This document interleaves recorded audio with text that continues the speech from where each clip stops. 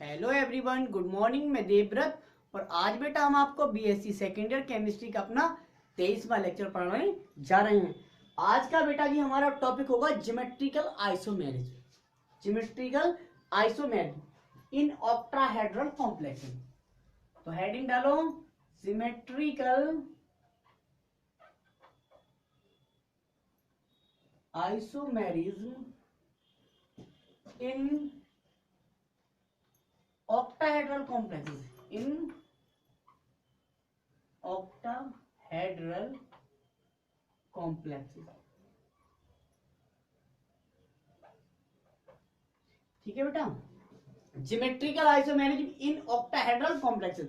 हमने अपने previous lecture में लेक्चर नंबर 22 22वें लेक्चर में हमने आपको geometrical isomerism in square planar complexes पढ़ाया था। ठीक है बेटा, तो हमने देखा था स्क्वायर प्लेनर कॉम्प्लेक्सेस में 3 केस बनाए थे हमने, केस फर्स्ट, केस सेकंड और केस थर्ड।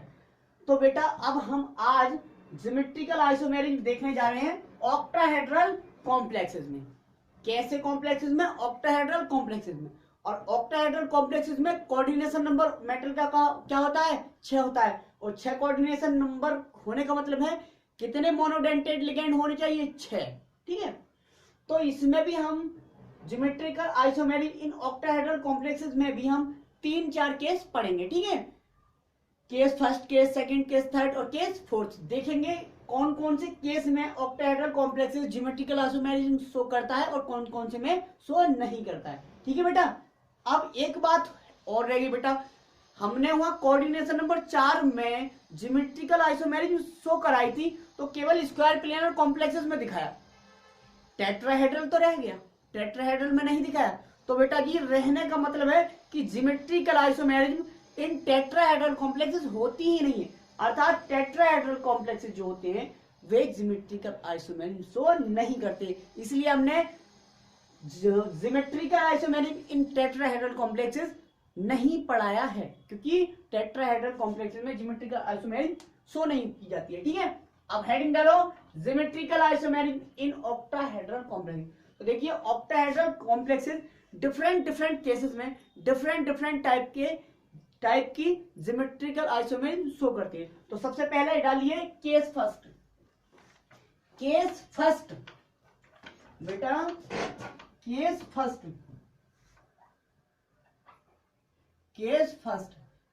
फर्स्ट है MA4B2। केस फर्स्ट लिया हमने MA4B2, अर्थात 2 प्रकार के लिगेंड होंगे और एक जैसे 4 लिगेंड और दूसरे जैसे 2 लिगेंड होने चाहिए।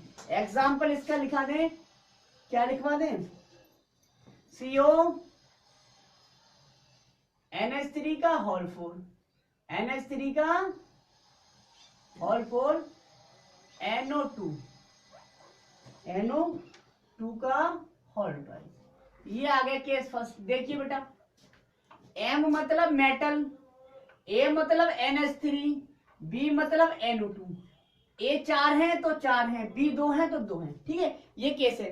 तो इस केस में लिखिए, जब केस MA4B2 टाइप हो तो ऑक्टाहेड्रल कॉम्प्लेक्सेस में, इस प्रकार के ऑक्टाहेड्रल कॉम्प्लेक्सेस में 2 प्रकार की ज्योमेट्रिकल आइसोमर शो होते हैं। एक तो होते हैं सिस आइसोमर, दूसरे ट्रांस आइसोमर। देख लीजिए, in this case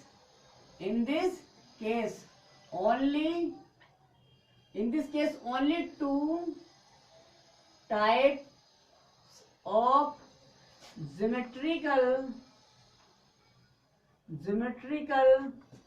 isomers are possible.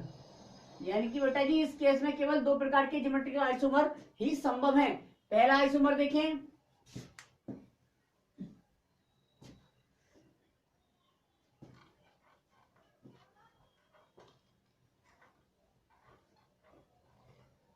पहला ये देखिए ऑक्टाहेड्रल, पहले स्ट्रक्चर बना लो।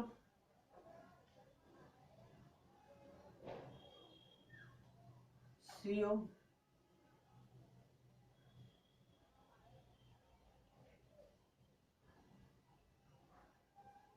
मान लो मैं यहां से लूं,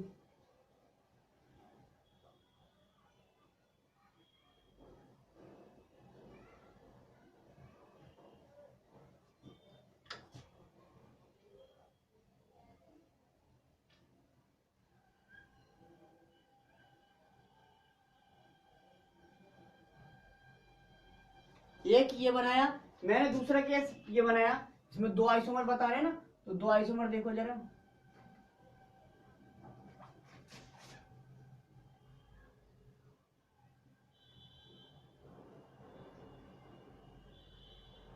यहाँ CO,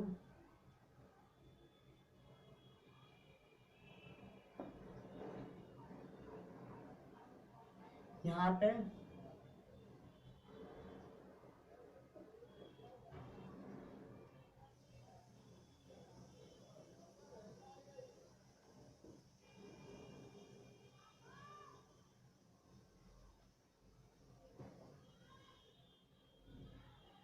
देखिए आप क्या देखा बेटा आपने, यहाँ NO2 दोनों नाइट्रो नाइट्रो लिगेंड एक दूसरे के 180 अपोजिट हैं। यहाँ पे एमीन एमीन एमीन एमीन चारों अमीन एक दूसरे के क्या है, ट्रांस पोजीशन पे है। जबकि यहाँ देखें N और NO एक दूसरे के अपोजिट साइड नहीं है, सेम साइड है। अब आप कहोगे सर ये तो अपोजिट साइड है, लेकिन क्या हो गया, ये सेम साइड भी तो हो गए, ये सेम साइड भी तो, ये अपोजिट है तो क्या ये सेम साइड में। चार वाला केस और तरह से आप बना कैसे सकते हैं, बना ही नहीं सकते, है ना बेटा, बना ही नहीं सकते। जब चार आएंगे तो एक तो ट्रांस आएगा ही NH3 कम से कम, ठीक है। तो ये इसके रेस्पेक्ट में सिस है, इसके रेस्पेक्ट में तो सिस है, तो इस तरह से ये हो गया सिस आइसोमर, और ये कंप्लीटली फुल्ली ट्रांस आइसोमर है, ट्रांस आइसोमर। तो इस केस फर्स्ट में हमने दो प्रकार के ज्योमेट्रिकल आइसोमर देखे, नोट कर लीजिए। केस सेकंड देखते हैं बेटा, केस सेकंड। अब केस सेकंड देखिए, MA3B3, MA3B3, ये केस देखिए बेटा, केस सेकंड बेटा MA3B3, MA3 मतलब B3 का मतलब है दो प्रकार के लिगेंड है, अभी भी A और B दो लिगेंड है, और A लिगेंड 3 मॉलिक्यूल होने चाहिए और B लिगेंड के भी 3 मॉलिक्यूल होने चाहिए। तब देखिए तो लिखो there are two symmetrical isomers possible in this case, there are two symmetrical isomers possible in this case, अर्थात इस केस में भी केवल दो प्रकार के ही सिमेट्रिकल आइसोमर पॉसिबल है, सिस और ट्रांस। अब इसका एग्जांपल तो देख लें, CO देख लो बेटा, CO NH3 का होल 3 और NO2 का भी होल 3, ठीक है। बनाते हैं केस, देख लीजिए आप, एक तो ये इस तरह से होगा,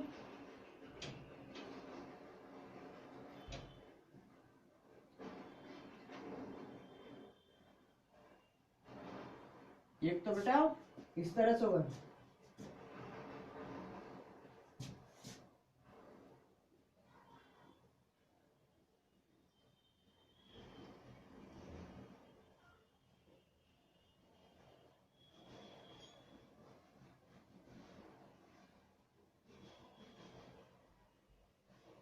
एक केस तो ये आ गया। दूसरा केस,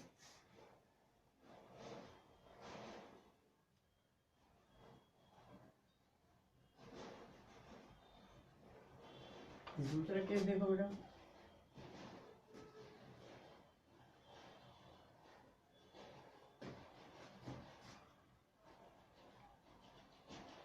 दूसरा केस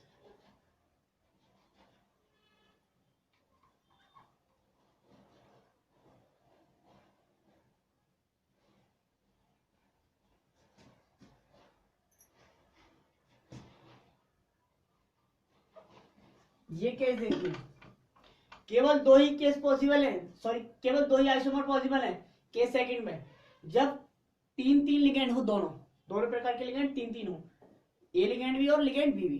ठीक है, तो देखिए ये, तो ये किस तरह का दिख रहा है, सेम साइड ये हो गई, एक सेम साइड ये हो गई, तो सेम साइड सेम ग्रुप क्या हो गए, शेष अपोजिट साइड, ये अपोजिट एक दूसरे के, same group opposite side trans, तो ये क्या हो गया सिस आइसोमर,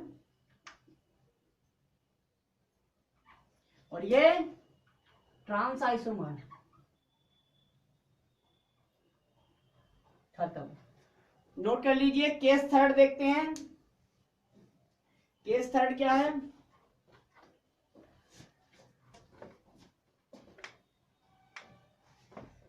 सबसे लार्ज केस आ रहा है बेटा,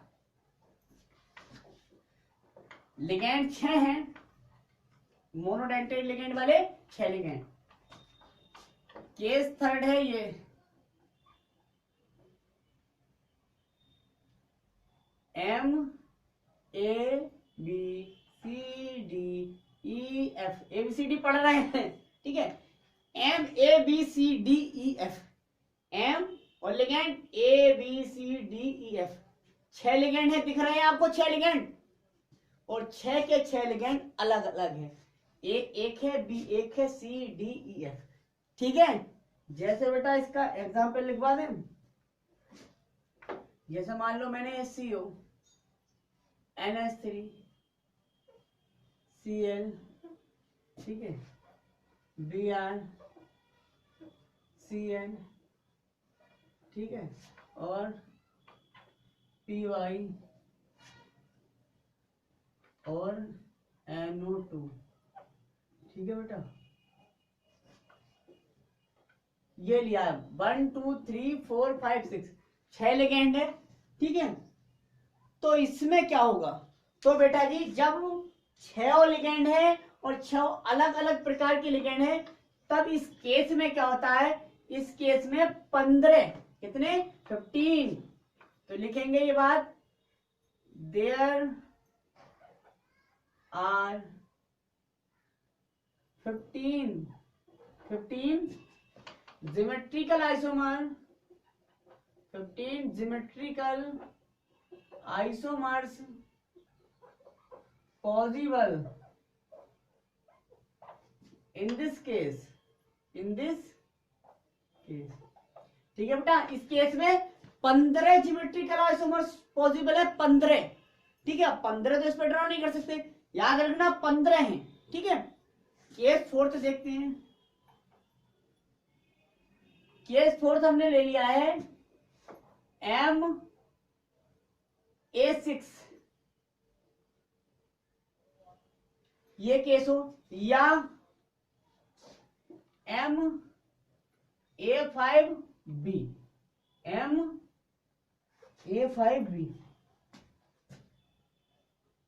ये केस हो, केस या तो ये हो या ये हो, तो चौथे केस में हमने जब 6 लिगेंड एक जैसे लिगेंड हो, या जब 5 लिगेंड एक जैसे और छठा अलग हो, तब इन दोनों केसों में हमने दिखाया कि ये दोनों डोंट, क्या बेटा, डोंट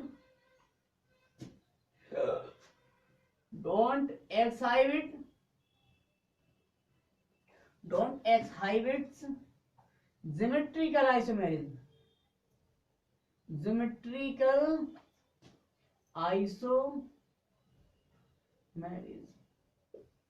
इस केस में, ऐसे केस में बेटा जी सिमेट्रिकल आइसोमेरिज्म शो नहीं होती है।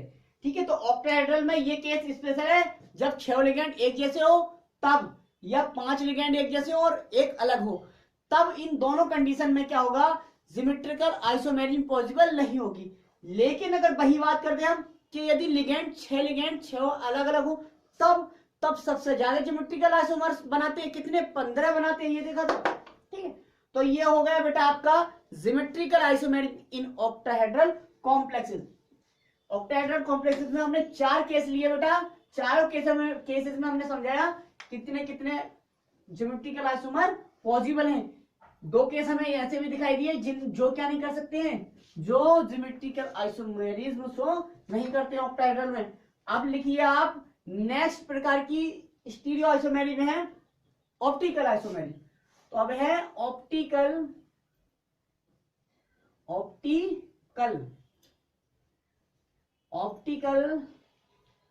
आइसोमेरिज्म। ऑप्टिकल आइसोमेरिज्म बेटा प्रकाशिक समावयवता,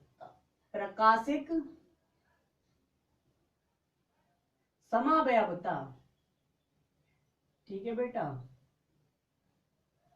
प्रकाशिक समावयवता। तो अब हेडिंग डाल दीजिए बेटा प्रकाशिक समावयवता। देखते हैं प्रकाशिक समावयवता क्या होती है, ठीक है। तो लिखना स्टार्ट करें, पहले समझाते हैं प्रकाशिक समावयवता क्या होती है। तो देखिए बेटा ऐसे कोऑर्डिनेशन कंपाउंड या बे कोऑर्डिनेशन कंपाउंड बच्चों जिनका molecular formula, structural formula, molecular formula, structural formula, spatial arrangement ये तो सेम हो सकता है या कह सकते हैं तो सेम होता है, लेकिन समतल ध्रुवित प्रकाश प्लेन पोलराइज्ड लाइट पीपीएल जिसे शॉर्ट में कहते हैं उसके प्रति दोनों कोऑर्डिनेशन कंपाउंड का व्यवहार बिहेवियर अलग अलग होता है। तो उन दोनों कोऑर्डिनेट कंपाउंड्स को एक दूसरे का कहते हैं ऑप्टिकल आइसोमर, प्रकाशिक समावयवी, तथा यह घटना कहलाती है प्रकाशिक समावयवता। अर्थात हम हिंदी में बोल सकते हैं बे जटिल यौगिक या बे उपसंयोजी यौगिक जिनका अणुसूत्र, संरचना सूत्र तथा आकाशीय व्यवस्था तो समान होती है, लेकिन उनका समतल ध्रुवित प्रकाश यानी कि प्लेन पोलराइज्ड लाइट पीपीएल के प्रति व्यवहार अलग अलग होता है, एक दूसरे के प्रकाशिक समावयवी कहलाते हैं तथा यह घटना प्रकाशिक समावयवता कहलाती है। तो लिखिए दोज कोऑर्डिनेशन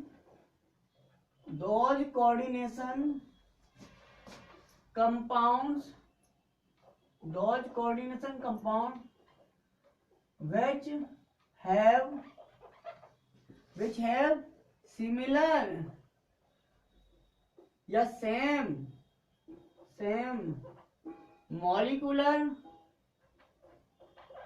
molecular formula,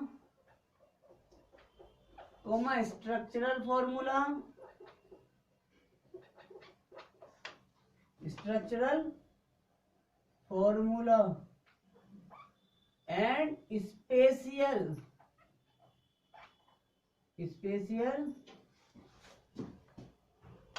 या अरेंजमेंट तो स्पेशियल अरेंजमेंट छोड़ो। Those coordination compounds which have similar या same molecular formula and structural formula but they show different behavior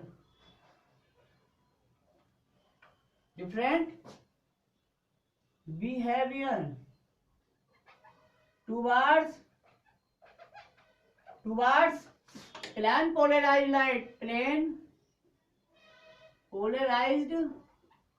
light short में जिसे कहते हैं पीपीएल, समतल ध्रुवित प्रकाश are called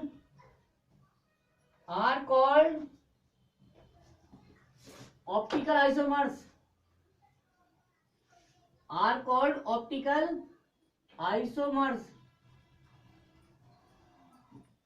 of each other and this phenomenon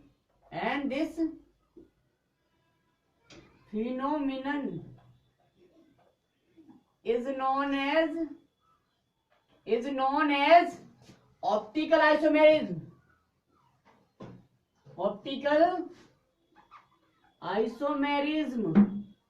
Do you understand or not? समझ में आया नहीं? those coordination compound which have similar or same molecular formula and structural formula but they show different behavior towards plane polarized light यानी कि PPL are called optical isomers of each other and this phenomenon is known as optical isomerism. ठीक है बेटा, अब एक शब्द PPL खल रहा होगा आपको, प्लेन पोलराइज लाइट क्या होती है ये देखते हैं सबसे पहले, तब ये बात समझ में आएगी. ठीक है, प्लेन पोलराइज लाइट, तो सबसे पहले हेडिंग डालो PPL, plane polarise light. PPL क्या होती है, इसे शॉर्ट में कहते हैं PPL. तो बेटा जी आपने देखा होगा जो सूर्य का प्रकाश है, जो सनलाइट है, वो सभी दिशाओं में यानी कि स्केटर्ड होता है. क्या होता है, स्केटर्ड होता है सभी दिशाओं में. ये सूरज है, ये किरण है उसकी सभी दिशाओं में, सभी दिशाओं में है बेटा, सभी दिशाओं में.